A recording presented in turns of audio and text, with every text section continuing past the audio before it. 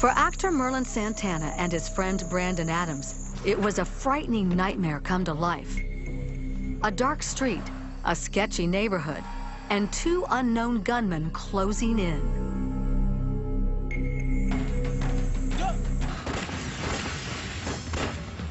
Merlin Santana really had no idea that there were two young men running up on them with guns.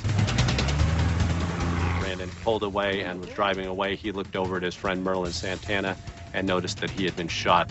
Yeah, man, it's gonna be all right, man. Just hold on. And then there was a large amount of blood on his head. Merlin! Merlin, man! Right about that moment, there was a marked LAPD unit that just happened to be driving by. Mr. Adams flagged down the police unit, and there we began our crime scene. Detectives immediately retrieved Merlin's cell phone. We learned that Mr. Santana was speaking with somebody minutes prior to the shooting. And of course, we wanted to know who this person was. That person, of course, is Mercedes. Brandon tells police about Merlin's call to her and how she showed up for a few minutes, then left. That was interesting and odd. And of course, we had to go down that avenue here. Who is this person? Detectives have Brandon call Mercedes later that morning to ask if she'll meet him at a nearby restaurant. What are you doing later on today? Around like 1. Amazingly, she agrees. Anything you say can and will be used against you in the court of law. When she came to meet Brandon Adams, Do you understand? the detectives were there waiting, and the detectives detained her. The interrogation with this young lady did not start very well. You realize you're in a lot of trouble here. I didn't do anything. She is a very street-savvy lady, and she said a number of lies. I've never seen anybody or heard anybody get shot. It just wasn't matching up. Her story kept changing, I don't really know anybody else that was there. and we couldn't figure out why was she lying. What is your name? Hadon Tamika Taylor. What is your name? Mercedes Brown. She lied about her name, her date of birth, May 25th, 1981. where she resided. Where? Thompson. I don't believe you. She said she was 21, and she looked 21. I was surprised when we found out that she was in fact 15 years of age. Within a few hours, police learn her real name. So what is your name? Monique King. She's Monique King, a 15-year-old runaway from a juvenile facility.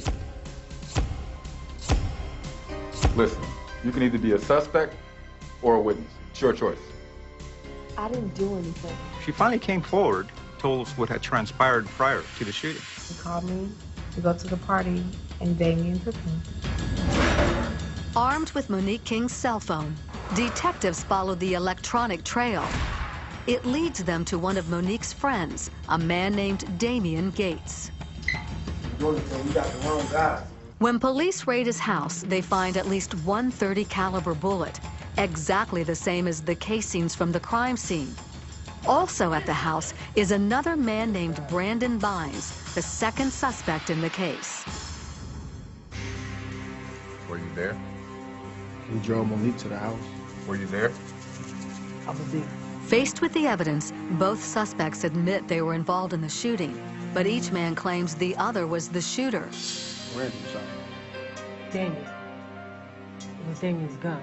Based on the trajectory of the shot that killed Mr. Santana, it was fairly clear that that was a round from a rifle rather than a handgun.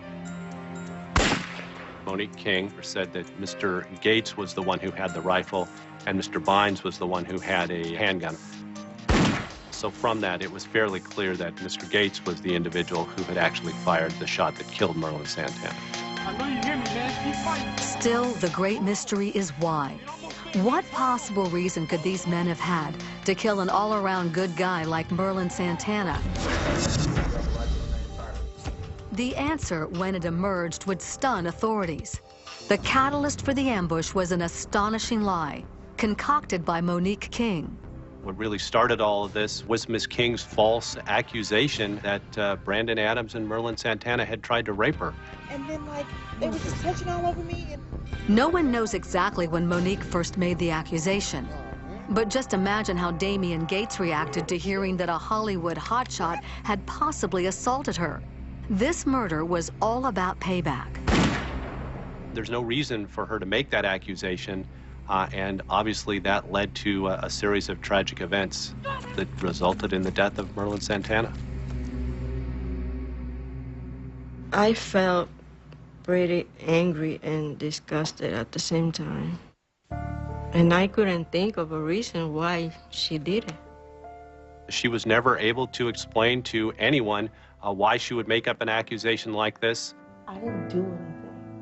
Other than to just say that it was false and nothing like that had ever happened. In the end, investigators suspect the crime probably started as a common home invasion. We determined that it was more of a robbery attempt because when Monique King paid the visit to this residence where Santana and Mr. Adams were located, she went in to spy and take a quick look around, which explains her very brief visit. Her initial job was to go into the residence and look for jewelry and cash. And it's my belief that the suspects were going to storm the residence and gather what they could. But when Merlin and Brandon left the house before the robbers could make their move, they became the unfortunate targets of misguided vengeance.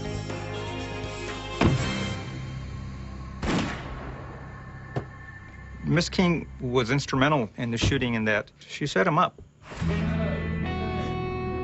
Ms. King never really expressed any remorse or any regret for what had happened, and to my knowledge has not to this day. Miss King gave me the impression that she was proud that someone did the shooting. She believed it was because she was being protected, and she was flattered. It's very twisted, especially for a 15-year-old to say that. She's a very lost lady.